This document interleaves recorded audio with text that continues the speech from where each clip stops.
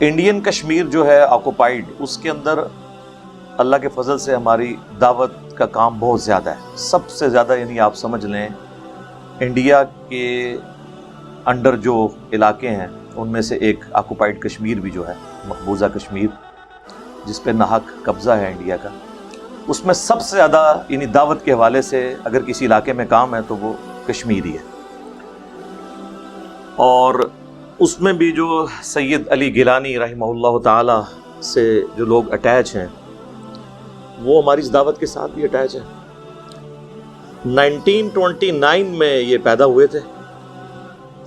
اور میرا خیال ہے پاکستان میں شاید یہ واحد لیڈر ہے جن کو عوام الناس جانتی ہے کہ یہ بڑے لیڈرز میں سے ہیں حریت کے،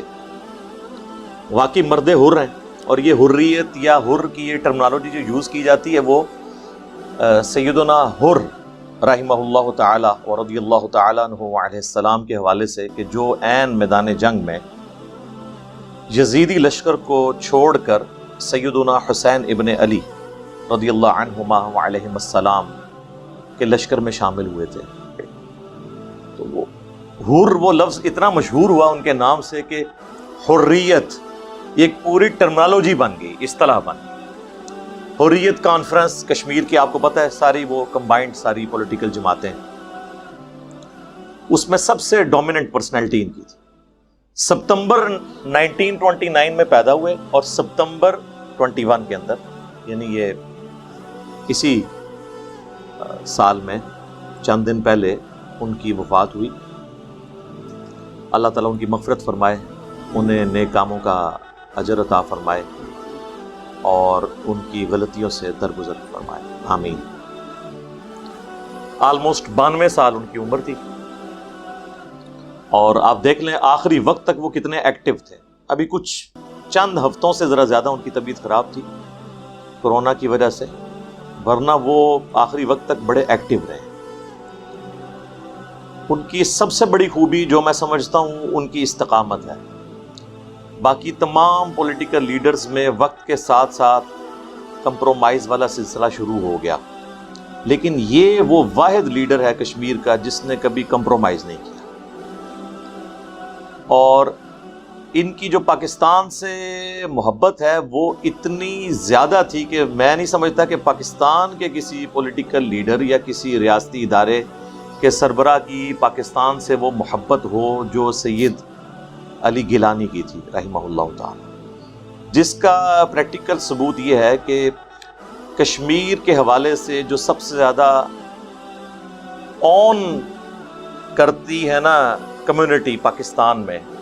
مسئلہ کشمیر کو، وہ ہماری فوج ہے، اسٹیبلشمنٹ۔ اور ظاہر ہے کہ وہ کسی حد تک جسٹیفائی بھی ہوتے ہیں، ظاہر ہے قربانیاں بھی فوج کو دینی پڑتی ہیں بارڈر کے اوپر، لیکن ہمارے انہی اداروں کے اندر بعض اوقات کمزوری ایمان کا شکار لوگ، میں منافقین تو نہیں کہتا، ایک بہت بڑا فتویٰ ہو جائے گا، لیکن کمزوری ایمان کا شکار لوگ، دنیا پرست قسم کے لوگ بھی اوپر آ جاتے ہیں، جس کی نمائندہ مثال ہمارا سابقہ ڈکٹیٹر تھا پرویز مشرف۔ اور اس نے آ کر امریکہ اور یورپ کے دباؤ میں وہ سٹانس پاکستان کا جو کہ بانی پاکستان محمد علی جناح رحمہ اللہ کا تھا، اس سے بھی پیچھے ہٹا، اور اس نے کہا کہ ہم کسی تھرڈ سلوشن کی طرف جائیں گے، جبکہ پاکستان ایک اصولی موقف کے اوپر قائم تھا کہ جو اقوام متحدہ کی UNO کی قراردادیں ہیں اس کے مطابق فیصلہ ہونا چاہیے، لیکن یہ اس سے بھی پیچھے ہٹا اس وقت تک۔ اور میں یہ سمجھتا ہوں یہ بلیسنگ ان ڈسگائز ہوا۔ اس وقت تک انڈیا کی حکومتیں ہمیشہ سید علی گیلانی کو پاکستانی فوج کا پٹھو سمجھتی تھیں، اور وہ یہ سمجھتی تھیں کہ وہ ان کی پش کرنے کے اوپر پاکستان سے اپنی محبت کا اظہار کرتے ہیں۔ اور آپ کو پتہ ہے ان کا تو نعرہ بڑا مشہور ہوا، ہم پاکستانی ہیں، پاکستان ہمارا ہے، یہ ان کا نعرہ تھا۔ اور انہوں نے وصیت کی تھی کہ میری لاش کو بھی پاکستانی پرچم میں دفنانا ہے۔ ان کی لاش کو بھی، میت کو پاکستانی پرچم میں لپیٹا گیا، پھر ان کے گھر والوں سے زبردستی اس قابض فوج نے وہ میت چھین کے راتوں رات آپ کو پتہ دفنا بھی دی، کیونکہ اوپن گیدرنگ ہوتی تو لاکھوں کا مجمع وہاں پہ جمع ہو جاتا۔ اس چیز سے بچنے کے لیے انہوں نے، اب تو میں کل خبریں سن رہا تھا، ان کے گھر والوں کے اوپر بھی FIR کی ہے۔ ظاہر ہے ان چیزوں، ان تکلیفوں سے تو پھر گزرنا پڑتا ہے۔ تو اس وقت تک لوگ یہ سمجھتے تھے کہ یہ پاکستانی فوج کے کہنے پہ یہ سب کچھ کر رہے ہیں، لیکن وہ ٹیسٹ تھا کہ جب پرویز مشرف، پاکستانی فوج، پاکستان کے پولیٹیکل لیڈرز، پاکستان کے جو ریاستی ادارے اور پاکستانی عوام کا جو مشترکہ موقف پچھلے آلموسٹ آپ سمجھ لیں اس وقت تک تو 53 ایئرز آلموسٹ ہوئے تھے، 55 ایئرز، سب متفق تھے، اس موقف سے جب پیچھے ہٹا تو سب سے زیادہ مخالفت جو ہے وہ سید علی گیلانی نے کی، اور وہ موقع تھا جس نے ثابت کر دیا کہ سید علی گیلانی رحمہ اللہ کی محبت پاکستان اور کشمیریوں کے ساتھ کسی ادارے کے اکسانے کے اوپر نہیں ہے بلکہ جینون، اور انہوں نے بے عزت کر کے اس ڈکٹیٹر کو، جب اس وقت یہ آپ سمجھ لیں فرعون وقت تھا مشرف، بے عزت کر کے، اس کی بے عزتی کر کے انہوں نے اسے نکالا تھا وہاں سے کہ میرے ساتھ بات بھی نہیں کرنی اس موقف کے اوپر، کہ پاکستان اپنے جو سٹانس جو بانی پاکستان کا تھا اس سے پیچھے ہٹے۔ اس دن یعنی ان لوگوں کو بھی سمجھ آ گئی کہ وہ کسی ایجنڈے کے اوپر کام نہیں کر رہے بلکہ جینوئنلی وہ بلیو رکھتے ہیں کشمیر کی آزادی کے اوپر۔ یہ ان کا ایک چیک پوائنٹ تھا۔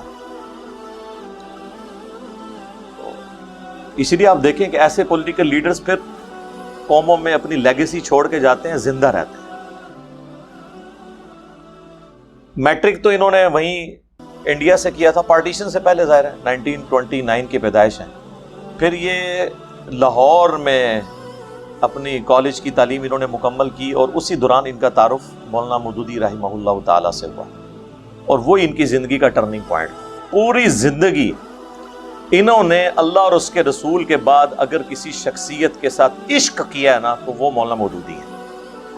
اور ان کے ساتھی کہتے ہیں ابھی تک مودودی صاحب کا ذکر ہو تو ان کی آنکھیں نم ہو جایا کرتی تھی، اتنی ان کو عقیدت تھی۔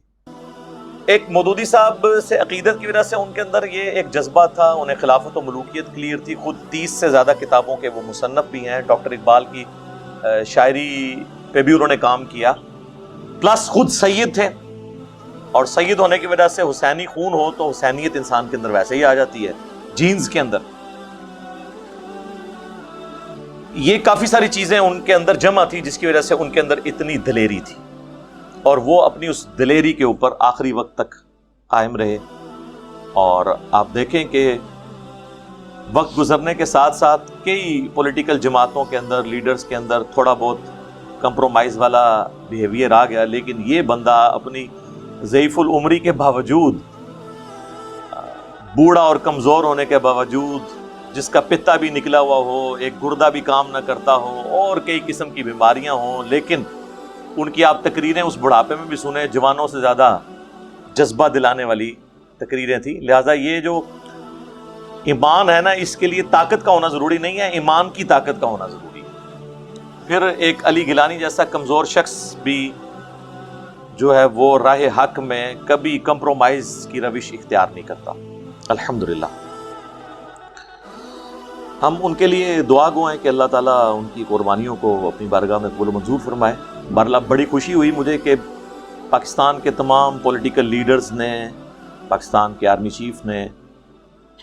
اور باقی جتنے لوگ ہیں ڈومیننٹ، انہوں نے سید علی گیلانی کی وفات کے اوپر انہیں خراج تحسین پیش کیا، الحمدللہ۔ اور ان کے مرنے کے بعد کم از کم ان کی قربانیوں کو اس طریقے سے مانا گیا، ویسے زندگی میں بھی ان کو مانتے تھے، لیکن مرنے کے بعد جس طریقے سے ان کا تعارف ہمارے میڈیا میں سامنے آیا تو ہماری ینگ جنریشن کو پتہ چلا ہے کہ اس طرح کے قیمتی لوگ بھی دنیا میں موجود ہیں۔ آج کے دور میں کہتا ہوں یہ ماڈرن دور کے اندر چند جو بڑے پولیٹیکل لیڈرز ہیں نا آل اوور دا ورلڈ، ان میں سے ایک ان کی پرسنالٹی تھی، اپنی قوم کے لیے، اور وہ قوم کے لیے قومیت کی بنیاد پہ نہیں، وہ ہمیشہ یہی کہتے تھے پاکستان سے میری محبت اسلام کے رشتے پہ، کشمیر کو میں پاکستان کا حصہ بنانے کا حامی ہوں اسلام کے رشتے پہ۔ ان کے لیے پہلا فیکٹر اسلام تھا، اور ایک وہ بھگوڑا ڈکٹیٹر جو کہتا تھا سب سے پہلے پاکستان، سب سے پہلے اسلام، اس کے بعد پھر پاکستان. تو اس وجہ سے وہ پھر محبت کرتے تھے، اور ظاہر ہے کہ یہی ایک کامن بانڈ ہو سکتا ہے مسلمانوں کے درمیان. ادروائز اگر سب سے پہلے آپ قومیت اور ملک کی بات کریں گے پھر تو انڈین مسلمز بھی کہیں گے کہ سب سے پہلے ہندوستان. تو مسلمانوں کے لیے کامن بانڈ اللہ اور اس کے محبوب عز و جل و صلی اللہ علیہ وآلہ وسلم کی نسبت ہے. بخاری اور مسلم دونوں میں حدیث ہے، اللہ کے محبوب صلی اللہ علیہ وآلہ وسلم نے فرمایا